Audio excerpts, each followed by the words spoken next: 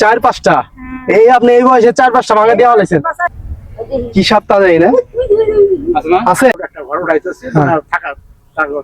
আচ্ছা আচ্ছা আচ্ছা একটা সাপ দেখা গেছে বস্তা দিতে গেছেন দেখছি এটা না ওই যে ওই বস্তার ওইখানে হ্যাঁ ওই বস্তার ওইখানে হ্যাঁ কি সাপটা যায় না আছে হ্যাঁ সাপটা দেখা যাচ্ছে আর কি এই সাবধান হ্যাঁ ওই যে এই কি রাসেল ভাইবার নাকি রাসেল ভাইবার হ্যাঁ রাসেল ভাইবার নাকি এই রে আছে ওই যে ভিতরে গেল না ওই সাইডে যাইতেছে আপনা ওই ভিডিও থাকো সাবধান আস্তে আস্তে ভয় পাইছে মানে হ্যাঁ ভয় পাইছে তো কাম হলো তো আইছে এটা তাও দিবই তো বস্তা হরাই পারলে ওটা খালি ভিতরে ঢুকবে হ্যাঁ ওটা যতটা আনবা তত ভিতরে ঢুকবে না এই বস্তা সম্ভব না এই বস্তা সম্ভব না আইসা বড় এই যে এদিকে হ্যাঁ এদিকে রামু এই সাইডে হ্যাঁ ওই যে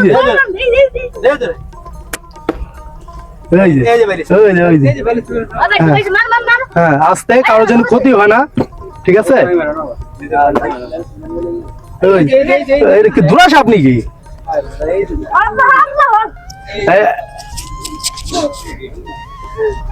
এইখানে আছে জঙ্গল টঙ্গলে ঢুকছে দর্শক এখানে একটা হ্যাঁ তখন এখানে একটা বিশাল সাপ দেখা গেল যে পদ্মা নদীর পারে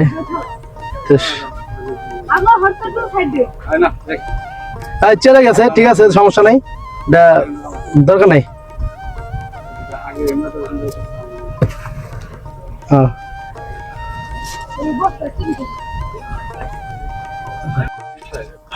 দর্শক দেখতে পাচ্ছি যে এক মুরব্বী উনি চলে আসে তড়িঘড়ি করে কোথায় যাচ্ছে তার সাথে একটু কথা বলবো আসসালামু আলাইকুম কাকা কেমন আছেন কোথায় যাচ্ছেন এই যে এদিকে খাওয়ান বাসায় যাইতেছেন কি আপনি কি দোকান আছে নাকি দোকান না বাসায় যে রুটি গুলা দেখা যাচ্ছে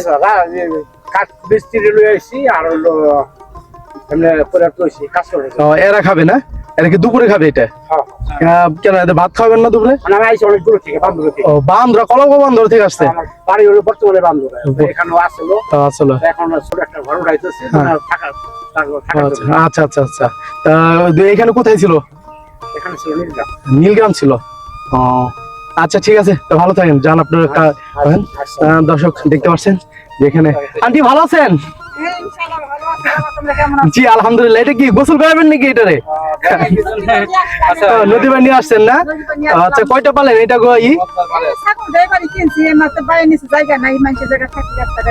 আচ্ছা মাইশের জায়গায় থাকেন কোনটা আপনার বাড়ি এই মাদ্রাসার পাশে এই বাড়ি কাদের বুড়া লোক থাকে আচ্ছা আপনার ই হয়েছে মানে আগে ছিল কোথায় বাড়ি ধুলসরা ছিল ধুলসরা মানে হাটের কোন পাশে হাটের উত্তরে না আপনার কয় ভাঙা দিচ্ছেন এই পর্যন্ত চার পাঁচটা এই আপনি এই বয়সে চার পাঁচটা ভাঙা দেওয়া হয়েছেন আমার বাবার বাড়ি ছিল লাস্ট পর্যায়ে ধুলসরে আচ্ছা আচ্ছা এখনো বলা যায় না যে আরো নিশ্চিন্তে না কয় ভাঙা আরো দিতে হয় ভাবতেই পারতেছেন না দর্শক চিন্তা ভাবনা করেন হ্যাঁ নদী বন্ধন নাও থাকতে জায়গা অন্য আমাকে সাহায্য করতে পারে আর যদি তার ইনকাম না থাকে না তাহলে অসহায় মানুষের দাঁড়াবে কি করে হ্যাঁ সেটাই হ্যাঁ দর্শক আপনারা তো শুনতেই পারলেন এই ভিডিওর মাধ্যমে যে হরিরামপুর শিবালা পড়ে নাই তো এটা হরিরামপুর থানা পড়ছে জেলা মানিকগঞ্জ জেলা তা আপনার ইনকাম সোর্স কি আপনার ইনকাম সোর্স নাই আমরা মানে যা মানুষের বাড়িতে কাজ করি কাকা কি করে টাকা নাই তো আপনার সন্তান নাই আমার একটা মেয়ে আছে মেয়েকে বিয়ে দিয়েছেন? মেয়ে তো বিয়ে দিছি, মেয়ে লেখাপড়ায় আছে, মেয়ে যে মাস্টার নিয়ে পড়ালেখা করে। কোথায় থাকে, কোথায় পড়ে? আমার মেয়ে মানিকগঞ্জ দেবেন্দ্র কলেজে পড়ে। মানিকগঞ্জ দেবেন্দ্র কলেজে পড়ে।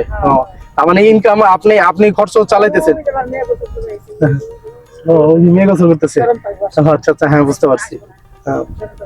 আচ্ছা, তা মেয়ের জামাই কি করেন?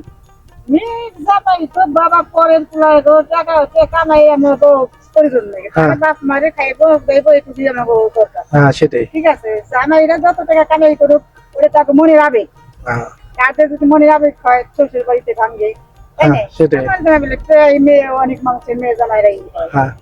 আচ্ছা, এই যে আপনারা দেখি এই যে গোসল করে যাওয়ার সময় হ্যাঁ। এই যে কলস নিয়ে আসেন, আবার কলস ভরে নিয়ে দেন, কি কলস এখান থেকে নিয়ে আসি কেউ আমরা। দুধ দেয় নাকি? এই যে দুধ দেয়?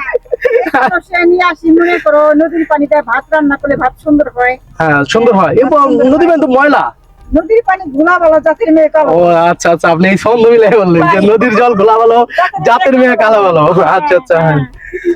তা এখন এই নদীর পানি নিয়ে এটা এই পানি তো এখন একটু ঘোলা করা হয়েছে বেশ। হ্যাঁ। তারপরে মনে আজকে রাইখে দেবো, হ্যাঁ। 9টা-10টা দিকে রান্না করবো। হ্যাঁ ওটা পানিটা হইলে পরে পরিষ্কার হয়ে পরিষ্কার হবে। নিগড়ে পরিষ্কার হয়ে না যায়। হলে খিচুড়ি আছে, খিচুড়ি দিয়ে খিচুড়ি ব্যবহার করে রান্না করবো। না তারপর তো আপনার আগুন দিলে তো পানি এমনিতেই না, পয়টা ভালো জমে, ভালো জমে। ভালো জমে, ভাতটা কিসকিস করে হ্যাঁ, কিসকিস খাওয়া করে। যাবে না। হ্যাঁ, ভালো জমে। আচ্ছা, তা ভালো থাকেন, আচ্ছা। আপনার সাথে কথা বলে ভালো লাগলো। ঠিক আছে, আল্লাহ হাফেজ। দর্শক, আপনি তো দেখতেই পারলেন যে আসলে এই পাশে হলো পদ্মা নদী, আর এই পাশে দেখেন বাড়িঘর। এরা নদীর পাড়ে কতটা কষ্ট করে, কত বিদ্যুৎ বিদ্যুৎ নাই এদিকে, বিদ্যুৎ ছাড়া কিভাবে রয়েছে। আর দেখেন তাও একটা ছাপড়া ঘর, এটা পিছন সাইডটা। এবার দিকে লোক থাকে, এবার তো লোক আছে। হ্যাঁ,